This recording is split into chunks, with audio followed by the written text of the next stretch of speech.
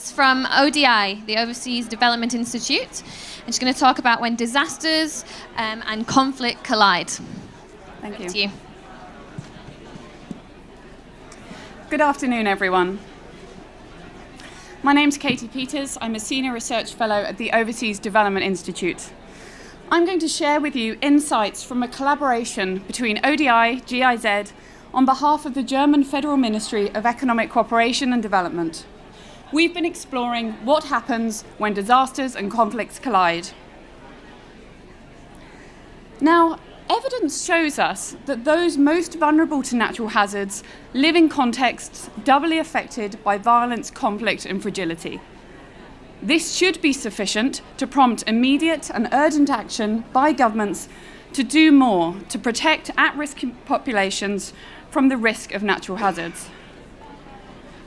This topic is important, not by choice or from personal interest, but because of the evidence.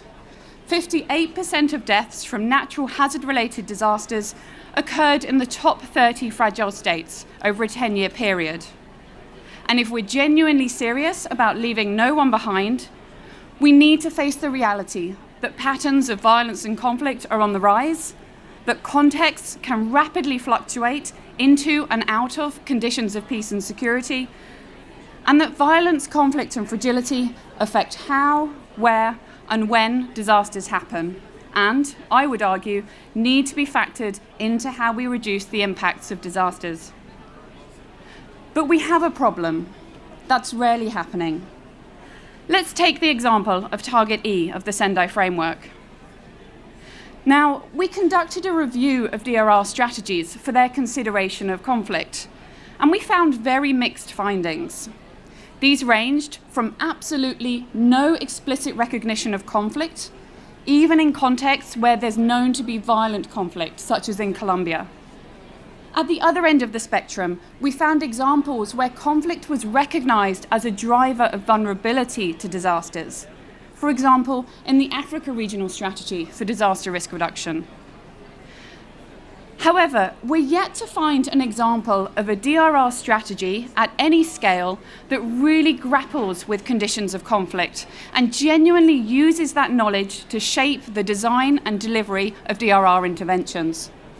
So we don't yet have an example that we can actually share with governments who do want to take greater consideration of conflict into their strategies and plans. And this needs to change. It's not just me saying this. This has been reaffirmed at the highest levels. Here's Ms. Mami Mitsutori, Special Representative of the Secretary General for Disaster Risk Reduction. I had a discussion with her about this challenge that we're not talking enough about conflict. And this is what she had to say.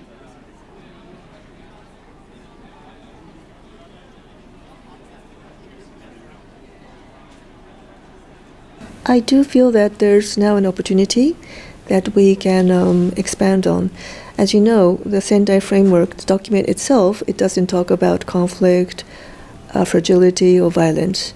But the reality is that, as I mentioned in the response to your first question, that the countries which are in this situation are the ones that suffer more from disaster when it comes.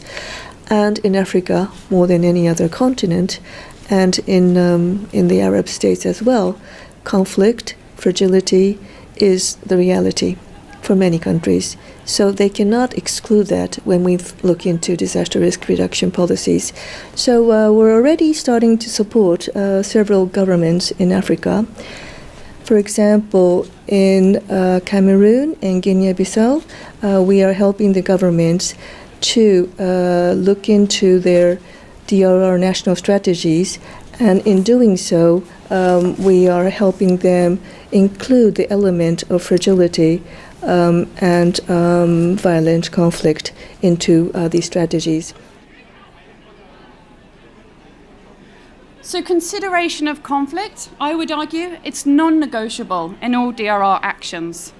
That's because disasters are neither natural nor conflict neutral. Conflict is inherent in all societies. It can be understood as an inherent part of social change. But whether conflict is managed in ways that are non-violent varies considerably across contexts. Now, As this diagram shows, violence, conflict and fragility can be part of the wider context in which disaster risk manifests, and it's part of the context in which disaster risk reduction actions take place. Now, with an understanding of conflict as an inherent in all societies, better accounting for conflict becomes relevant in all contexts. But transferring conventional approaches to DRR to conflict contexts, actually, that's unlikely to work. Experience from other sectors tells us that simply copying and pasting, simply transferring relatively peaceful, stable context approaches to fragile and conflict-affected contexts, they're going to fail. And the reason that that also applies to disaster risk reduction is because the foundations of a lot of work on disaster risk reduction are based on assumptions that simply don't hold true in many conflict contexts. For example, that there is a functioning and effective state which can be used as an entry point for national policy, or that there is a strong social contract between the state and its citizens, or that governments are willing and will actively seek to protect all citizens equally. Now, although it's common knowledge that this is not the case in many contexts, rarely are these realities acknowledged or grappled with in discussions, strategies and plans to advance disaster risk reduction. But more than this, any disaster risk reduction intervention has the potential to cause or exacerbate conflict. We might not want to hear it, but it's true. Because interventions bring knowledge, resources and opportunities to some groups over others. And this is also where we have another problem. We conducted a review of over 50 tools and frameworks, ones that are commonly used within agencies. So this included, for example, vulnerability and capacity assessments, disaster recovery frameworks, and a whole range. Now, we found plenty of claims that issues of violence, conflict, and fragility are known to be part of the broader social conditions in which those DRR interventions are taking place. And we found plenty of claims that those kinds of difficult issues are being grappled with. But we found very, very limited evidence of issues of conflict actually being documented in ways that allow for lessons and experience to be shared to improve practice. And because that consideration of conflict isn't documented, actually we can't say with any confidence whether issues of conflict genuinely were considered as part of those tools and approaches. But it's not all bad news. Disaster risk reduction in a whole variety of different contexts is happening, and it is possible.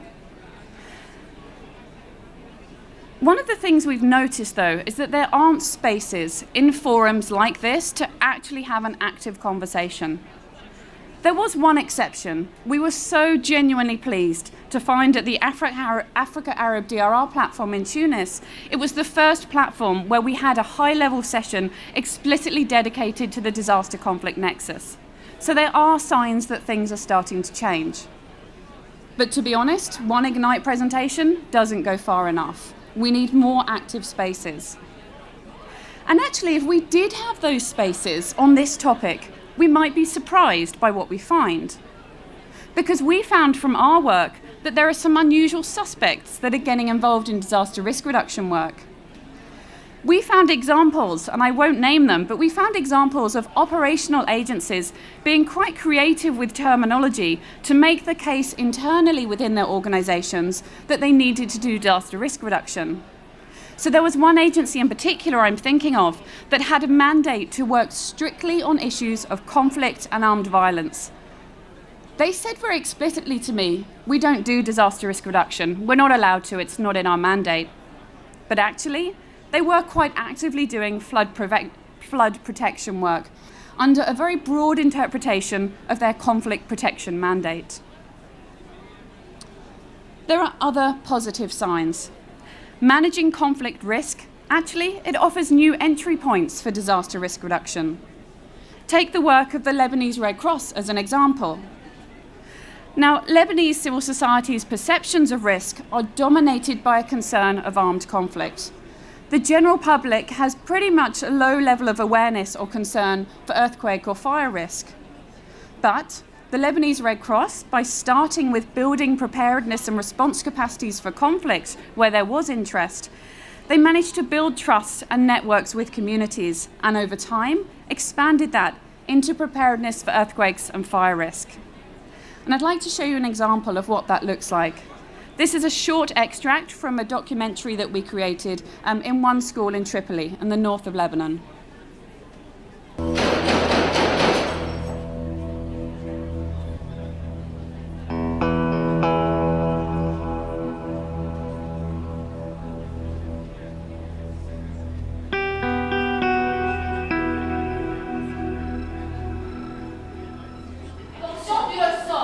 كنا عم نبرم عن طرق حماية لحتى نحمي فيها أنفسنا ونحمي فيها كيف بدنا نخلي هالصرح التربوي هو يوقف بوجه جولة العلم. فحلقتنا اليوم رح نكون عم نتعلم كيف بدنا نحمي حالنا. المخاطر اللي كانت موجودة بمنطقة جبل محسن باب التباني هي كانت من المخاطر الأساسية عندهم النزاع المسلح، والمخاطر الثانية طبيعية هي كانت الزلازل والحرائق. واللي البرنامج اللي نحن عم نشتغل عليه بالحد من مخاطر الكوارث، ليه؟ لأنه هيدا الشيء عم بيعيشه كل يوم، هيدا عم بيشوفه كل يوم، في أشخاص استشهدت، في أشخاص جرحت، الدمار بعده لحد هلأ موجود، والجيل كله تربى على هيدا المحل. نعتبر نحن المدارس هي المدخل للمجتمع لحتى نغير الثقافة تبعه، عم بيتعامل مع كل المخاطر الموجودة عنده.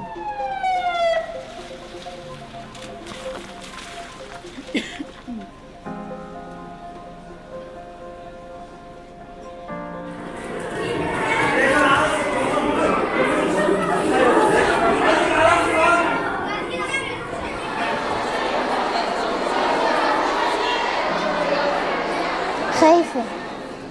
أنا خفت من الرصاص لأن ضلني خاف منه.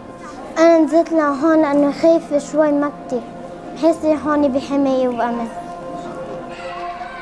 هلا جيت على المدرسة كان عمري 10 سنين تقريبا، كنا نقعد بالصف عادي، فجأة نسمع صوت رصاص وما رصاص، طب كلياتنا تحت الطاولات وتيجي المديرة وهيك تطلعنا شوي شوي مشان ما النص وهيك كان يسيب عنا الصف، وكنا ننزل على اللس مشان نقدر نهرب. كان غير آمن نهائيا، ومن تحت كان يجي رصاص هيك المنطقة اللي قدامنا. هذا الشيء بيذكرني انه ايام المعارك انه داد عذبنا.